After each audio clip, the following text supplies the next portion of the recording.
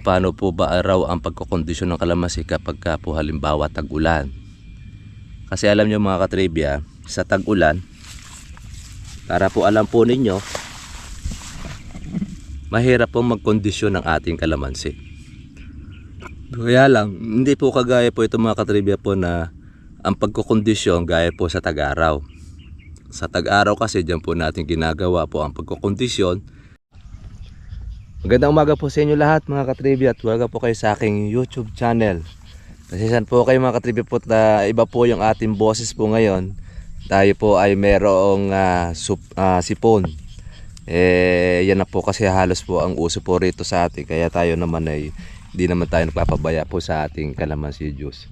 At nais lang po natin mga katribya batiin po ang ating mga subscribers sa iba-iba pong lugar, Luzon, Visayas, Mindanao, pati na rin po sa ibang bansa. Ngayon po yung ating pong kalamansi ay monitor po natin para po dun sa ating inilagay po na abono. Ito po tinesting na po natin dito sa ating kalamansian. Wala pa po mga katribya namang 1 linggo mula po ng ating pong ilagay. Kaya eto, hindi pa natin makikita pa yung pong pagbabago o yung resulta. Dahil karaniwan halos 14 days para makita natin po yung epekto ng ating ginamit po na abono. Pero tayo ngayon ay magtatanggal po ng ating sangan tuyo o yung fungus.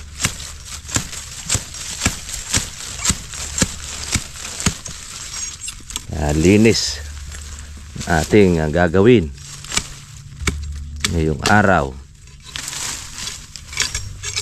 Patay na rin po mga katribya po yung ating damo sa kalamansi.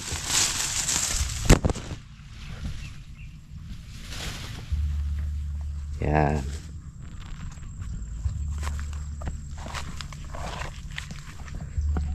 Yung mga hindi po natin mga nadali ng herbicide, yung po mga nasa ilalim.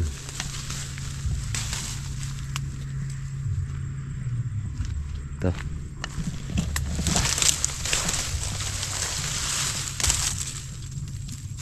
Yung mga may fungus na kalamansi. Yan po ang ating inaagapan na alisin.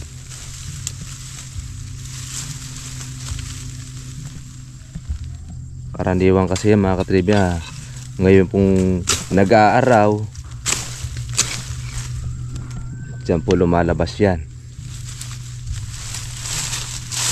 Minsan sariwa pa siya, nalalanta na dahil pa naman pong bunga. Ayan no, dami natin mga maliliit. Yan, laki na po ng ginhawa po ng kalamansi natin nung mapitas po yung mga bunga. Pero meron na rin po lumalabas po na bulaklak. Yung bawat mga dulo, yung pong kilikili. Ang tawag po sa atin dyan mga katribya po yung mga kilikili. Pagka mayroong mga bulaklak, sabi nga nila pagka pumutok yon, lalabas na po sila ngayon ng flowering.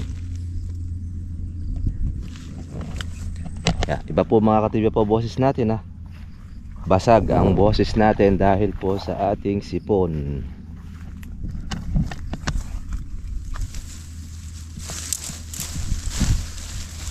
Yan.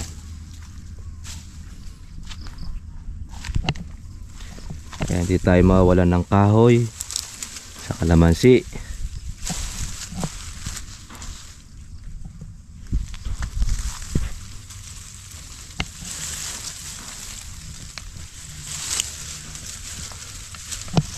Yung pong abono po ni Mr. Marvin, isa po yun sa nakakapag-control din po ng fungus. Isa yun sa katangian niya. Kaya maganda rin po na talagang magamit. Kaya lang may mga nagtatanong po sa atin sa Visayas, saka po sa Mindanao, nakakalungkot man, dito pa lang po sa Luzon po yung available. Dito pa lang po sa Nueva Ecija. Kaya hintay-hintay lang po tayo sakali man po dumating po sa inyo pong lugar, malay po natin meron pong makapansin yun pong na-invento po ng ating katribya. Sayang kasi mga katribya po yung talent po nung inventor natin na ito. Yun po dapat ang kailangan na sinusuportahan gaya ito talagang sumalakay ang punggos minsan puno-puno siya kaya po hindi naagapan.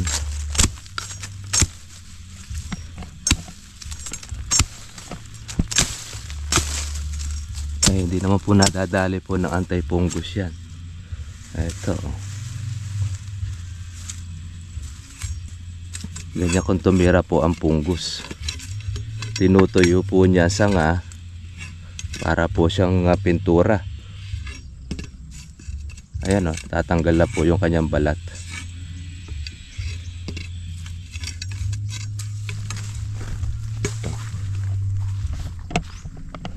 Kaya kung minsan manghihinayang tayo, napatay na po yung sanga ng kalamansi.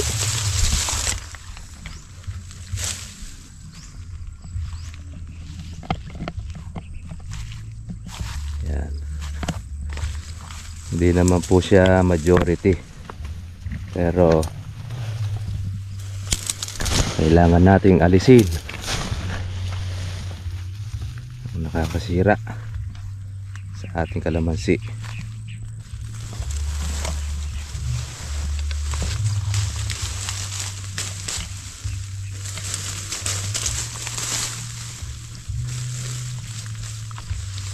Yan, patay na po yung damo, litaw na ang kalupaan.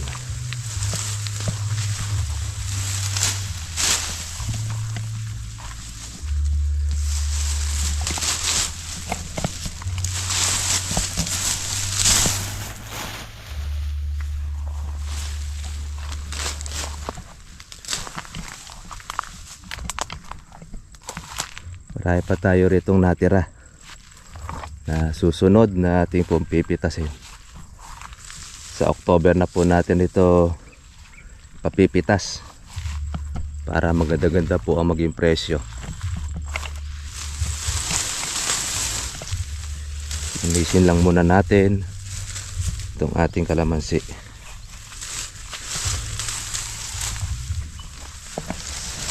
Doon sa kabila, di ba po tayo tapos? Nakakaisang siyam na red bag pa lang po yung ating napipitas po sa tabing ilog. Natapos na po yung kota ng ating tigaan. Kaya di tayo nakapagpatuloy ulit po ng pitas. Bagamat meron po sa atin na nagtatanong po ng buyer, meron tayong buyer kaso nga lang mababa naman ang kuha ng iba naman ay hindi ka naman makasingit. Siyempre pagkakataon naman po ng mga buyer ngayon na magsipang barat ng kalamansi.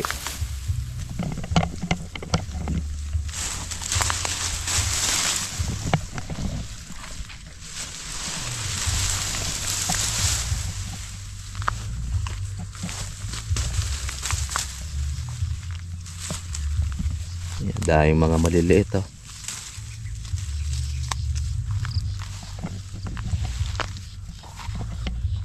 sulit ito pong ating 2 taong mahigit na ating kalamansi.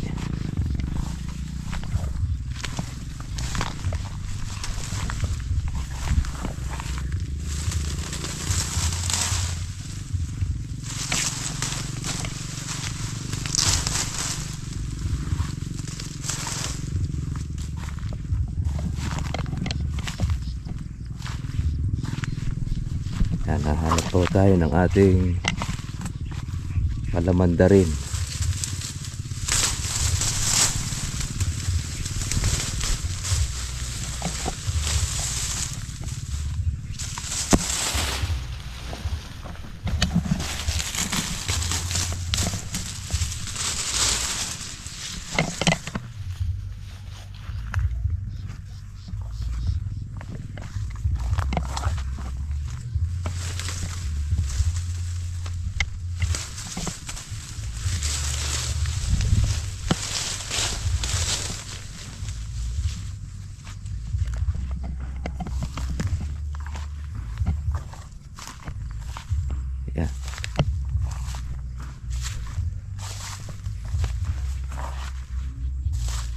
Okay.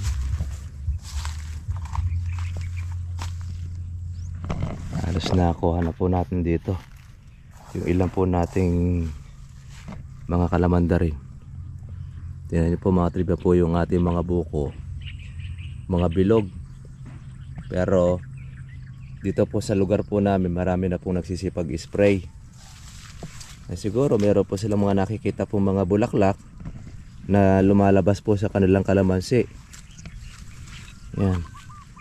Tayo naman po ay hindi pa naman tayo po nag-i-spray. Dahil wala pa naman po tayo marami pong bulaklak na nakikita po sa kalamansi natin. Ayan, meron po sa bawat dulo. Pero kukunti pa lang mga katribya. Ayan, lilinisan muna po natin para yung pong maganda ang ating pagkukondisyon sa ating kalamansi. Tanggal lang muna tayo ng ating baging, yung mga natira. At least kakunti na lang po yung ating linisin kumpara po doon sa dati. Dati talaga hindi tayo makasingit ng ating pong pag-i-spray. Madalas pagkakataon pagtatawanan lang tayo ng mga damo pag nag-spray tayo. Tsaka po ngayon uulan, wala na, mahuhugasan po yung ating spray. Ngayon nakatsyempo tayo, kaya patay ang damo. Baging na lang po yung ating inaalis.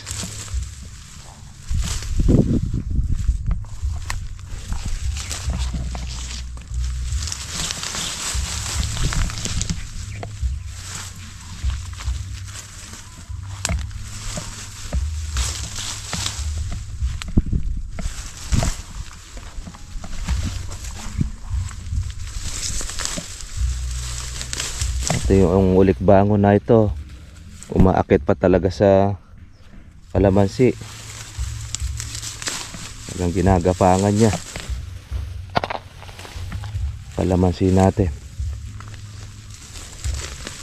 Pagka hindi po tayo matalas dito, mapapansin mo na lang, balot na lang siya.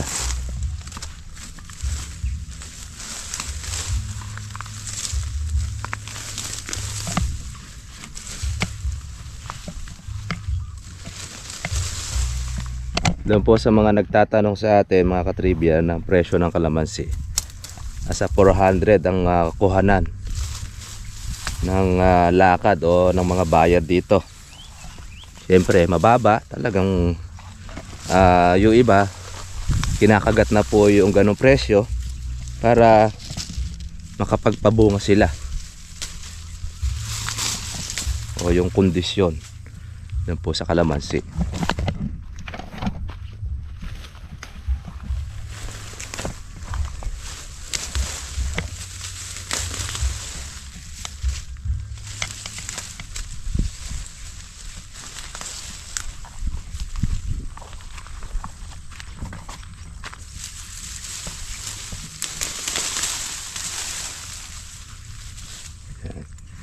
Sa ilalim tabasin natin.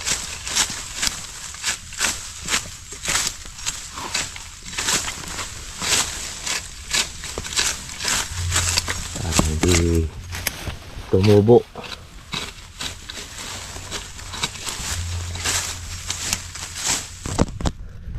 Pati damo mga katribya tumataba rin yung sa ating nilagay na abono.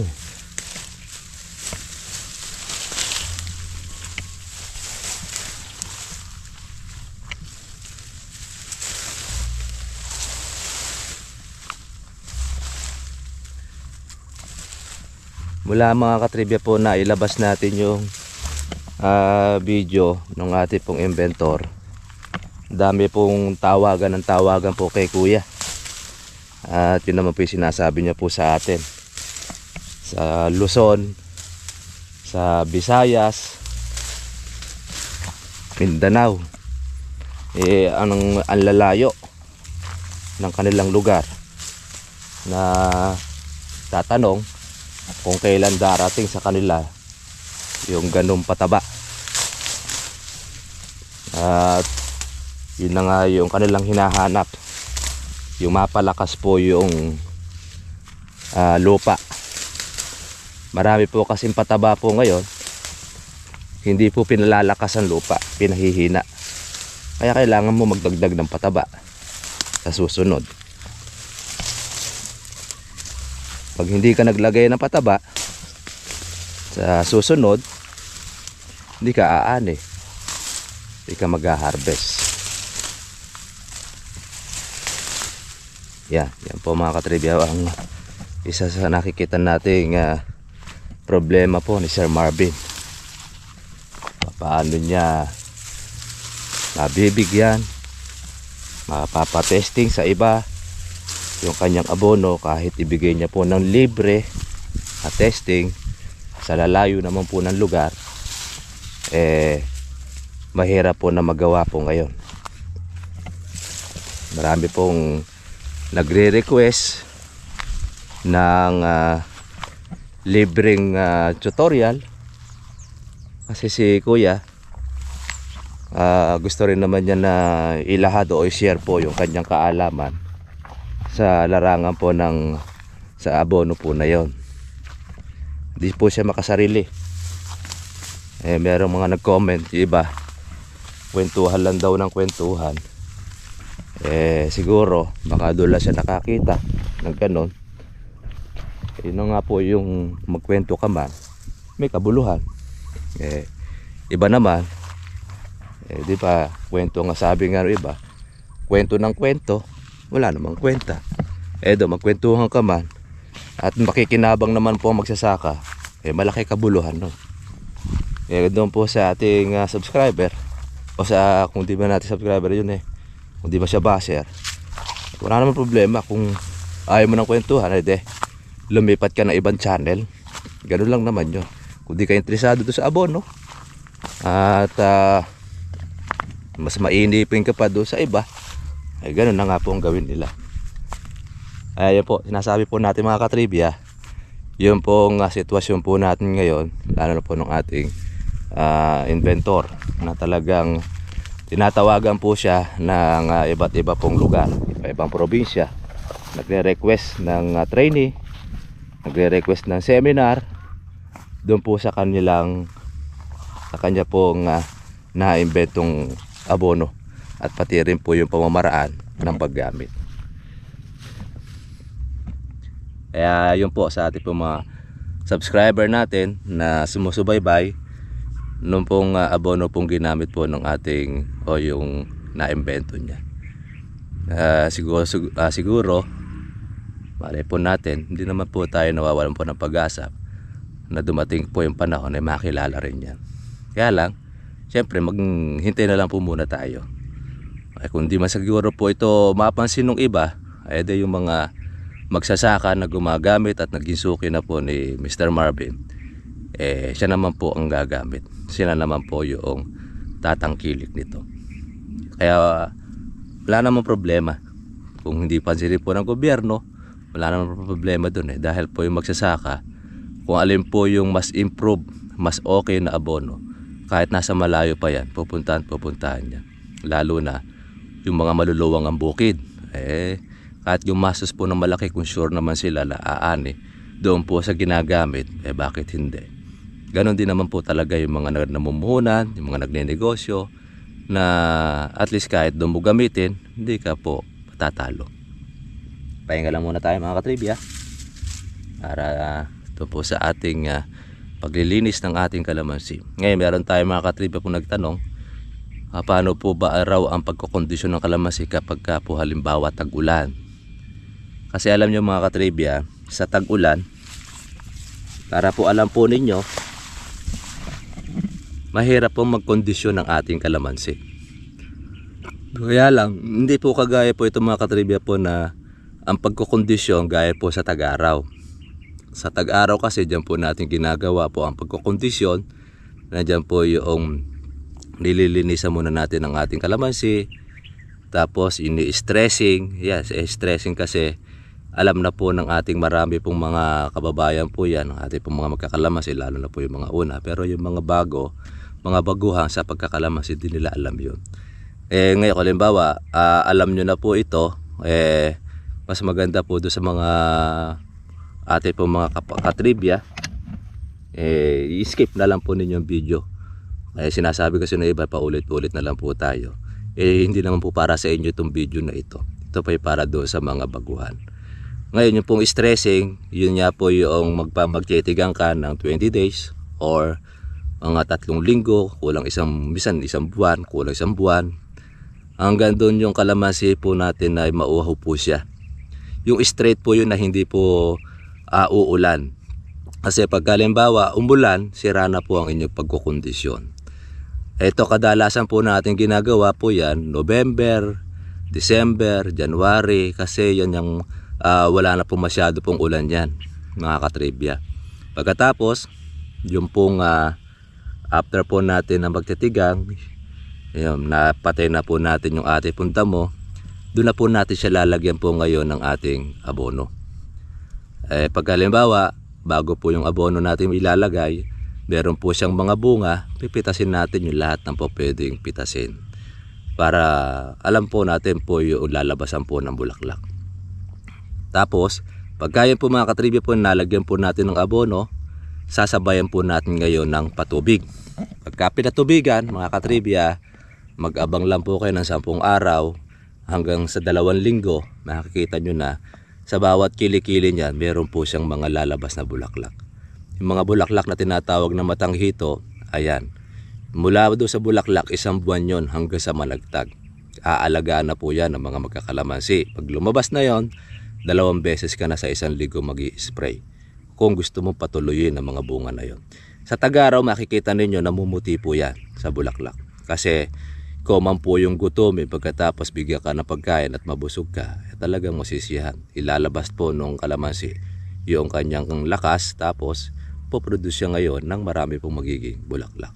Kaya sa tag-araw, makikita ninyo marami pong bulaklak, namumuti siya.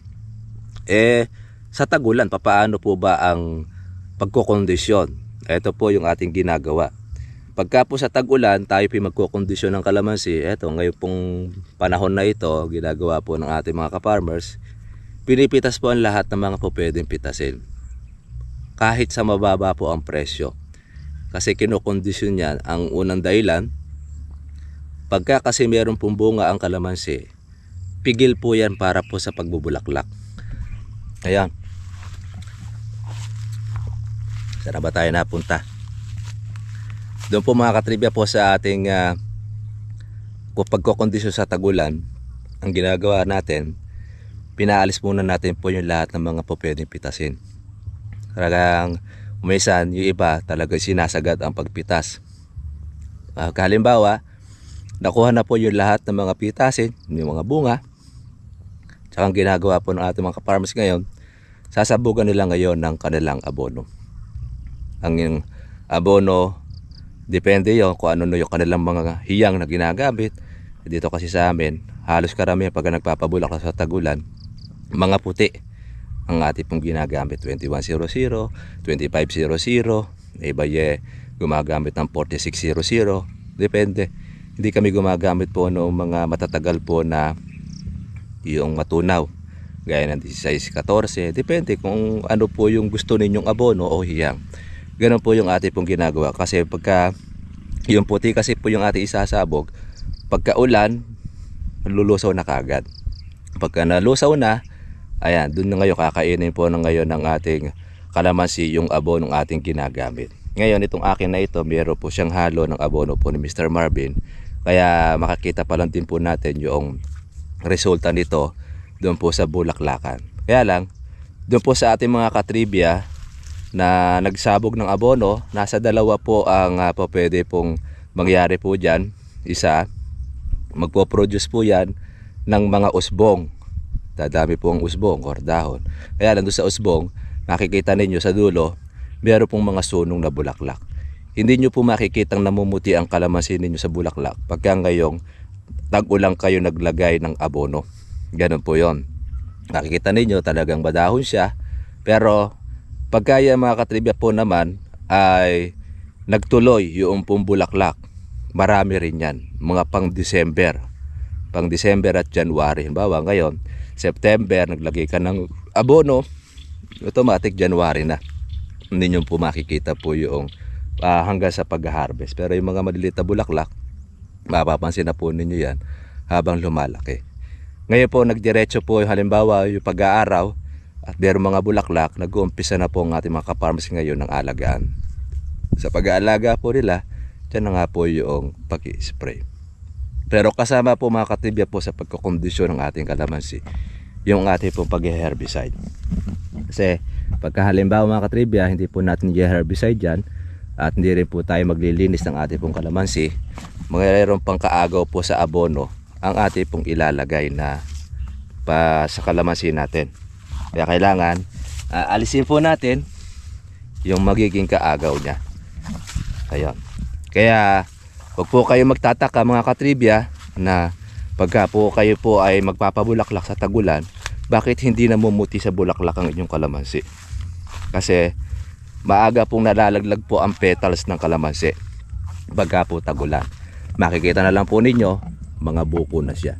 Kagaya niya, makita ninyo marami pong mga maliliit na buko. Ayan. Ganyan na po siya kung wala pong sira. Pero pagka marami pong mga maninira sa inyo, wala kayong makikitang mga buong ganyan. Ayan o, dahil pong bulaklak o. Meron na po ng mga labas na bulaklak yung iba. Ayan, yung bawat dulo. Kaya ayan po yung pagkakondisyon ngayon pong tag-ulan. Kaya pagka halimbawa kayo po merong kalamansi, kinokondisyon na po natin niya para maglabas po ng marami pong bunga tsaka marami pong bulaklak. Anong taon naman ba ang kalamansi na ikokondisyon natin? Siyempre, yung isang taong kalamansi, hindi pa natin ikokondisyon yun. Mana pa, pwede po dyan, mga isang taon at kalahati, pwede na po natin sa pamungahin. Depende kung halimbawa, maganda ang bulas ng kalamansi ninyo, merong isang taon pa lang, ay akala mo 2 taon na, pwede nyo na pong ikondisyon yan para po doon sa bungahan.